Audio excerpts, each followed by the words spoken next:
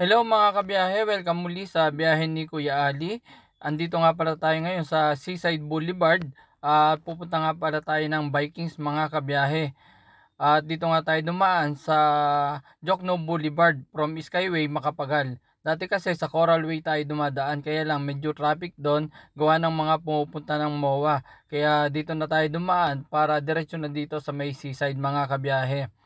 Araw nga pala ng Sabado ngayon kaya mas minabuti ng mga kasama natin na before 11 pa lang ay makarating na dito sa Vikings mga kabiyahe para makapila na agad ng maaga.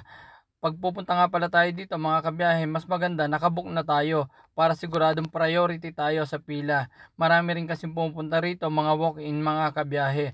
Kaya lang syempre ang priority nila na makakapasok agad ay yung mga nakabook mga kabiyahe. At ngayon nga, papasok pa lang tayo ng parking mga kabiyahe, kita na agad natin ang napakaraming mga sasakyan na nakaparada. So ibig sabihin, marami na agad mga nakapila na maaga dito sa Vikings mga kabiyahe.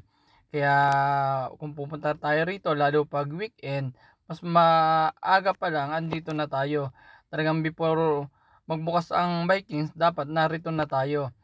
At eto nga marami ng mga tao na bumungad sa atin mga kabiyahe na nakapila rito sa Vikings. Kaya hintayin na lang natin ang pagbubukas ng Vikings mga kabiyahe. Maraming salamat. God bless po sa lahat.